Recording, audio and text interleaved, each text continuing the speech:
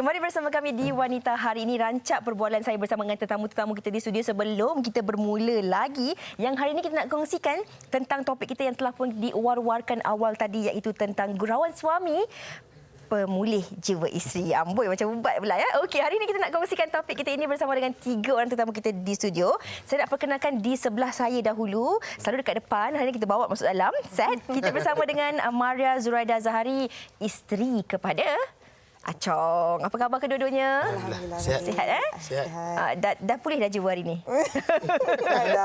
Macam dalam pemulihan pula ya. Okey, kita juga bersama dengan Encik Fazli. Apa khabar Encik Fazli? Alhamdulillah sihat.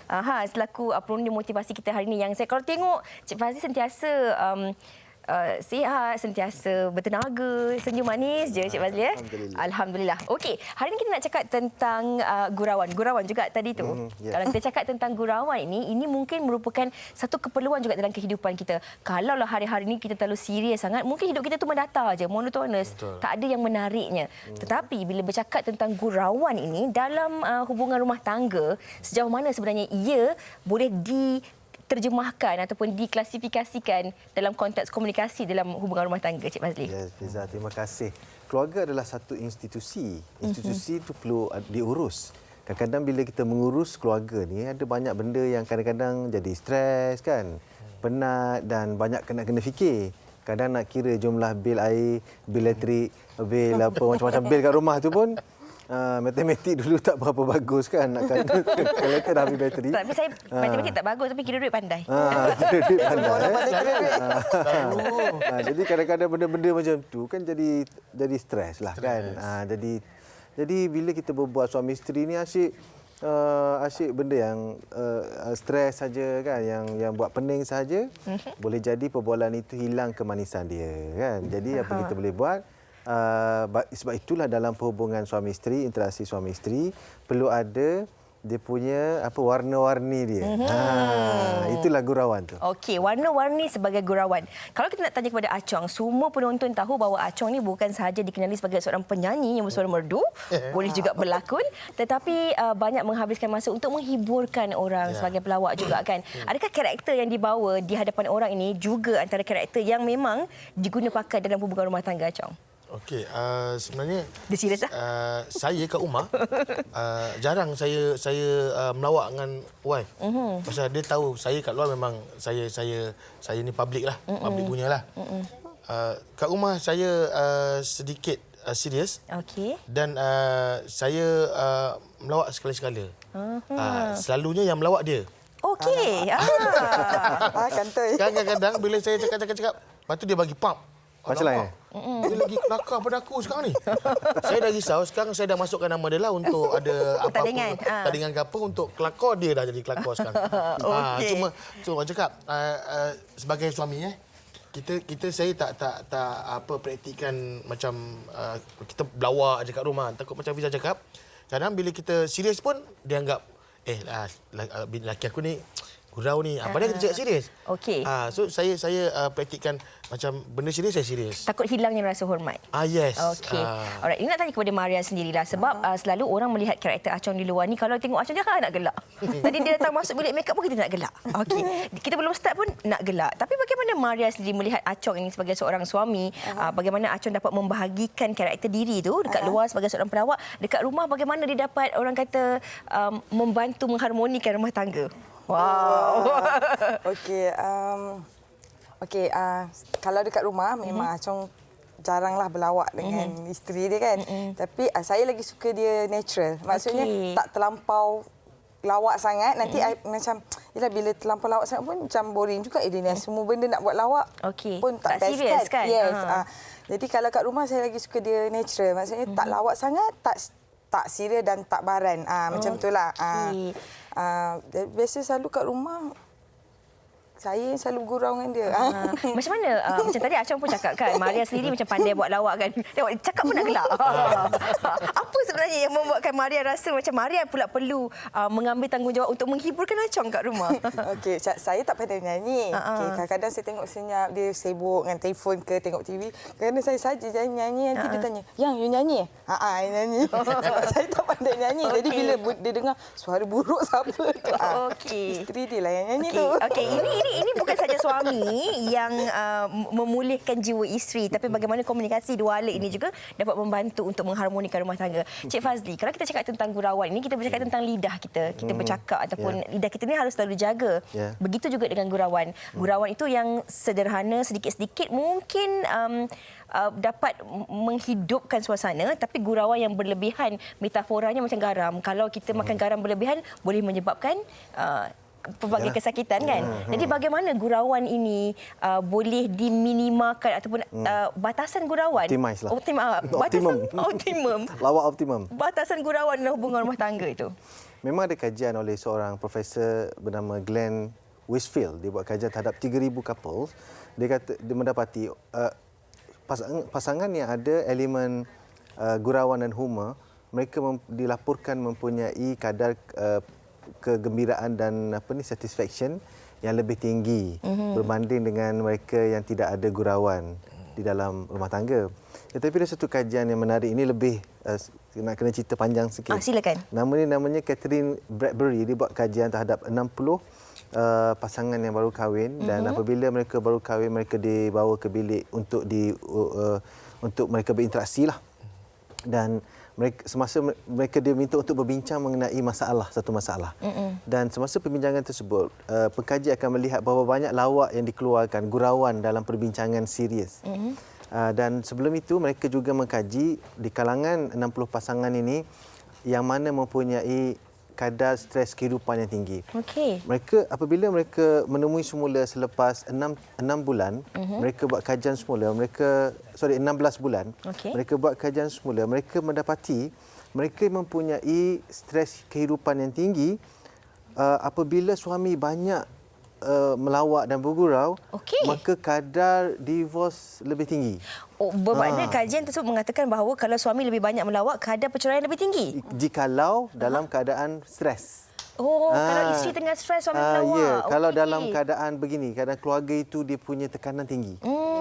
Kehidupan, tekanan hidup tinggi.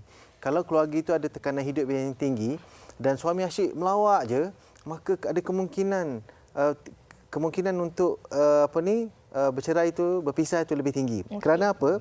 Dalam kajian ini mendapati suami menggunakan gurauan berbeza dengan isteri. Isteri bergurau untuk mewujudkan suasana yang baik untuk perbincangan. Macam tadi tu. Apabila bergurau tu ada suasana dan mari kita discuss masalah.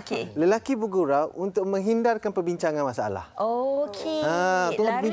Bincang tu dia pun buat lawak kan.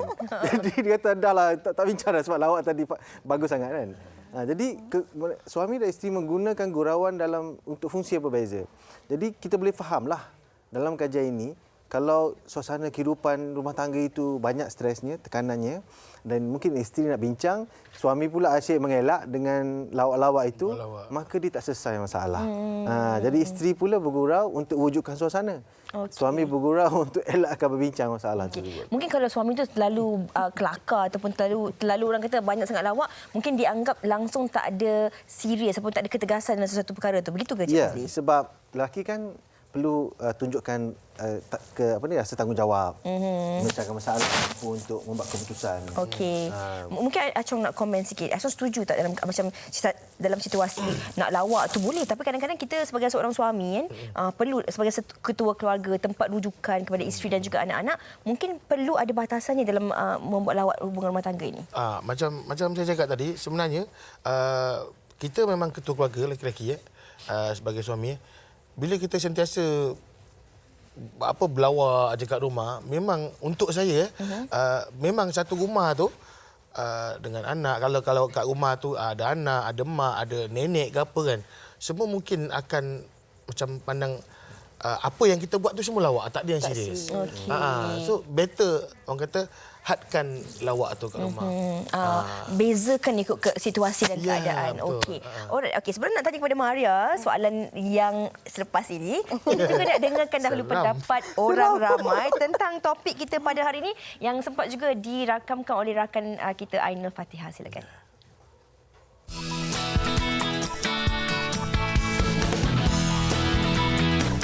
benda tu boleh jadi pemecah suasana tau. Kadang-kadang relationship tengah terlalu serius atau terlalu stres ataupun tense, tapi bila ada elemen gurauan kat dalam relationship tu, dia menjadi macam orang kata distress, dia jadi macam happy. Kadang-kadang kita ingat balik momen-momen yang best lah bila orang kata ada gurauan dalam relationship. Gurau pasal orang kata berat badan, dulu kurus sekarang dah naik, and then lepas tu kadang-kadang usik-mengusik pasal tak berapa nak cantik mungkin hari ni, dan bila keluar nampak ada orang lagi cantik, sometimes gurau-gurau macam tu, kahwin 2, kahwin 3, that's quite normal lah. Mengatasi kemurungan dalam keluarga, kita haruslah ceria dan selalulah berjenaka dengan isteri supaya isteri sentiasa sayang dengan suami. Walaupun isteri di rumah membuat macam-macam kerja di rumah, bila suami balik gurau-gurau isteri rasa happy. Itu salah satu cara untuk membahagiakan keluarga. Kadang-kadang kita gurau, kita perli dia sama ada dia masak ataupun orang bagi. Sometimes tu kata let's say bangun tidur kan, cakap baru bangun tidur je terus puji kononnya lah, cantik ni hari ni, dalam hati nak apa-apa ke, tapi actually sejuk juga hati. Walaupun tahu dia gurau kan, suami isteri bekerja kan, jadi kita selalu stres. Gurauan tu actually boleh menenangkan kalau ada ketegangan dalam rumah tangga kan. So perlulah. Dia bergantung juga gurauan macam mana. Kalau macam gurauan yang buat lagi stres pun ada, gurauan yang buat dia rasa happy pun ada. Kalau suami tak bergurau, menyenangkan hati isteri, siapa lagi kan? Setuju. Sebab kalau tak, hidup ni bosan. Kalau tak ada gurauan tu senyap je. So ada bunyi burung pun kita dengar kan. So boring lah. So you need that gurauan untuk mengsparkkan relationship. Yes. Life is much more fun when there's jokes lah. Itu dia, ada pelbagai pendapat daripada rakan-rakan kita di luar sana yang ada setuju, ada juga yang kurang setuju tentang apa yang kita katakan tadi, dan ada juga lirik-lirik lagu gurauan berkasih. Lagi apa tadi? Usik mengusik, macam-macam ada. Oh, ini tanya lagu ni. Okey, nak tanya kepada Maria pula. Kalau macam kita lihat, Maria pun dah kongsikan, Acong sendiri dah katakan yang kalau walaupun orang melihat Acong ini seorang yang suka menghiburkan ataupun pelawak di luar, tapi dekat rumah Acong memang lebih memilih untuk lebih serius. Tapi kalau sesekali Acong buat lawak kat rumah tu, bagaimana keadaan ataupun situasinya, Maria? Saya gelak besar sebab dia jarang buat lawak dengan isteri dia. Kadang-kadang tak kisahlah, walaupun benda tu kecil, dia buat lawak, hati saya gelak macam non-stop lah. Bila dia gelak besar macam tu, saya akan cakap, yang gelak dia macam kena rogol je. Suami rogol isteri. Dia punya gelak kau punya. Okey. Dia memang macam tu. Okey, Cik Fazli, kalau kita cakap tentang komunikasi ini, gurauan ini, kadang-kadang gurauan ini mungkin dianggap sebagai satu perkara yang kurang serius, yang mungkin satu perkara yang jarang-jarang dibincangkan dan juga diperkatakan. Sebab kalau cakap tentang hubungan rumah tangga tu, mesti kena ada komunikasi dua hala, komunikasi yang serius dan sebagainya. Tapi bagaimana kita lihat kepentingan dan juga keperluan gurauan ini sedikit sebanyak dapat mengharmonikan hubungan rumah tangga? Ya, sudah tentu sebab Rasulullah sallallahu alaihi wasallam diceritakan hubungan dengan para isteri beliau, baginda, sungguh indah, harmoni, suasananya berwarna-warni. Ada satu Aisyah radhiyallahu anha bercerita, dia suatu ketika pernah berlari dengan Rasulullah sallallahu alaihi wasallam. Tiba-tiba dan di hujungnya Aisyah menang. Lepas tu Aisyah berkata, sehingga lama kemudian aku menjadi semakin gemuk dan aku berlumba sekali, jangan terasa mana-mana, dan aku berlumba sekali lagi, dan Rasulullah mengalahkan aku. Maka bila Rasulullah menang, Rasulullah kata apa? Aisyah, ingat tak dulu saya kalah, hari ini kita seri sekarang. Maksudnya diungkit benda untuk menceriakan suasana. Gurauan-gurauan sebegitu. Gurauan begitu. Tapi kadang-kadang ada juga dalam hubungan rumah tangga kan, Cik Fazli, gurauan-gurauan yang tak masuk akal.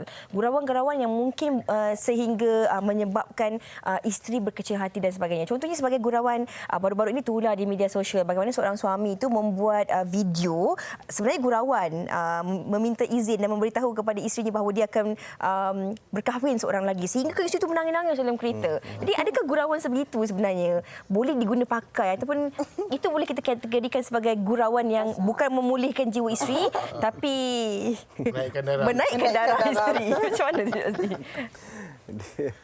kita bila kita bergurau, kita kena ingat gurau ni nak happykan orang lain, bukan happykan kita.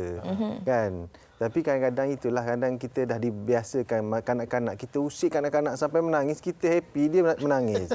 Kita dah biasa macam tu kan. Sepatutnya gurauan tu janganlah sampai orang sedih, kecewa, menangis. Itu prank namanya. Prank yang melampau, yang menyebabkan orang rasa terganggu jiwanya. Islam bukan begitu. Gurau Islam, orang yang digurau itu rasa gembira. Jangan kita gurau, kita yang happy, dia yang sedih. Itu bukan gurauan, itu mengenakan orang lain dan dia tidak elok. Okey. Mungkin Acong boleh komen sikit tentang perkara ini. Kalau macam Acong sini sebagai seorang ialah orang yang biasa menghiburkan orang sebagai pelawak, kadang-kadang memang sukar juga kan untuk kita cari kadang-kadang punchline dan sebagainya. Bagaimana nak memastikan bahawa keadaan itu adalah keadaan yang seimbang, ada timbang taranya. Bukan kita saja yang gembira tapi kita dapat menggembirakan orang lain. Selalunya bila saya ni saya kalau saya on stage ke apa kan, kalau diundang untuk menyanyi, bukan sekadar saya naik untuk menyanyi saja. Saya akan tengok crowd dulu. Tengok crowd macam mana, adakah crowd ni bergambar ataupun crowd yang happy. Contoh crowd bergambar, kita naik, kita bagi salam, kita nyanyi semua. Dah habis lagu pun Gambar ya. yang tu crowd bergambar. Okey. Dia tak ada respon. Ya, tak ada respon. Untuk saya tu, ini crowd bergambar ni. Maknanya sebelum saya naik, artis lain dah perform dulu. Saya tengok crowd, masih bergambar ni. Tengok dia dah habis, bergambar lagi. So saya akan naik, saya tak teruskan menyanyi, saya akan buat lawak dulu. Kalau selagi dia tak tahu ke apa, saya bergambar, saya turun stage, saya kacau sampai semua orang dah tak bergambar, baru saya naik atas nyanyi. Bila dah habis ni, baru orang gelak, tepuk tangan. Saya gunakan benda itulah. Orang kata kadang-kadang gurauan ini juga secara tak langsung, usik-mengusik ni boleh menjadi orang kata break the ice session, atau macam mana kita nak orang nak start memulakan perhubungan ataupun pertuturan itu sendiri kan. Okey. Tapi macam bagi Maria sendiri, kalau dari segi memulihkan jiwa dan keharmonian rumah tangga tu, apa antara sebenarnya perkara-perkara yang kebiasaannya dilakukan oleh Acong untuk Maria sendiri? Kalau mungkin ada tersalah kata ke, perselisihan faham ke, apa yang kebiasaan yang dilakukan oleh Acong? Maknanya dia nak pujuk saya balik. Nanti dia akan macam buat sesuatu lah, buat air ke kat saya nanti. Ya, I dah buat air kat you. Tu dia nak memujuk lah tu. Biasanya isteri dia macam tak yang buat sendiri ke apa kan. Tapi Acong macam, ada air. Yang minum. Dia akan offer benda yang saya suka. Macam tak kisahlah kadang, macam contoh kata saya suka makan roti. Sekejap lagi kita keluar pergi makan roti canai. Semalam tak cakap dengan saya. Macam tu. Hari ni ajak dia. Maknanya dia nak memulihkan balik keadaan tu kan. Tapi memang jarang-jarang ke kalau Acong dalam keadaan bergaduh ke dan sebagainya, jarang-jarang ke Acong melawak. Jadi kacang pula. Acong melawak. Tapi lebih memujuklah. Ada juga kadang-kadang tu, tapi macam macam mana? Sebab yelah berdua je kan. Dia takkanlah dia nak buat lawak yang besar kan. Dia macam usik-musik lah. Sikit-sikit lah, comel-comel macam tu. Maria, bagaimana Maria melihat apabila suami ini suka bergurau, sesekali bergurau, ia secara tak langsung dapat memberi keharmonian dan juga dapat memulihkan jiwa Maria sendiri sebagai seorang isteri? Yalah, kita macam rasa relax lah. Lepas tu lagi open lah nak bercakap dengan suami kan. Tak boring. Tak boring. Kadang-kadang dia macam ada je lah dia nak mengacau tapi tak kerap, tapi ada. Jadi hubungan rumah tangga tu pun sentiasa ceria. Mungkin sedikit di penghujung perbincangan ini Acong juga boleh kongsikanlah bagaimana sebenarnya sebagai seorang suami ini dalam masa yang sama menjadi ketua keluarga, tidak terlalu serius tapi ada nada-nada gembira untuk kita mengharmonikan hubungan suami dan isteri. Ya. Berapa tahun dah kita kahwin? Nak masuk 8. Nak masuk 8 tahun. Nasib baik ingat. Okey, ini sedikitlah nasihat untuk yang mungkin yang baru kahwin. Okey, kalau rasa diri tu seorang yang funny ke apa kan, happy go lucky. So kalau boleh bila dah kahwin tu bataskan gurauan tu, sebab macam saya cakap tadi, kalau selalu sangat hari-hari tu bergurau, so nanti orang ramai akan confuse. Laki aku ni serius ke, berlawak ke, apa ke. So kena ada hadkan benda tu. Kena sesuai padankan mengikut situasi. Rumusan ringkas daripada Cik Fazli sendiri. Tik bergurau, G, geli hati. Pastikan geli hati. U, usik-usik. Yang ketiga, relax dan respon. Okey. Yang keempat, atasi ego. So ada kajian ni. Ada satu kajian, dia ada istilah dia panggil galotofobia. Okey. Galotofobia adalah orang yang takut digelakkan. Oh, okey. Kajian mendapati orang yang galotofobia dia tinggi, satisfaction marriage rendah. Oh. Dan satu lagi galotofobia, filia. Orang yang suka ditertawakan. Orang yang galotofobia tinggi, orang yang suka, dia tak kisah. Dia Orang enjoy gelakkan diketawa dia. Okey. Wanita begini ialah orang yang lebih atraktif dan satisfaction keluarga lebih baik. Dan you usah berlebih dalam gurauan. Okey, kita kena ingat GURA. Geli hati, usik, relax, atasi ego dan usah berlebih. Okey, usah berlebihan tu yang paling penting. Apa pun kita kena sentiasa bersederhana. Baiklah. Terima kasih kita ucapkan kepada Cik Fazli, kepada Achong dan juga Maria yang hari ini berkongsi tips rumah tangga, berkongsi pelbagai informasi-informasi yang berguna dan juga menarik. Bagaimana caranya untuk kita meminimalkan gurauan dalam hubungan rumah tangga. Bagaimana kita... hujung tadi tu apa Cik Fazli? Usah berlebih-lebih. Usah berlebih-lebihan dalam gurauan itu untuk kita mendapatkan kesejahteraan dan juga kebahagiaan dalam rumah tangga, insya-Allah. Semoga menjadi manfaat kepada kami di studio dan juga anda di rumah. Kami nak berehat dahulu.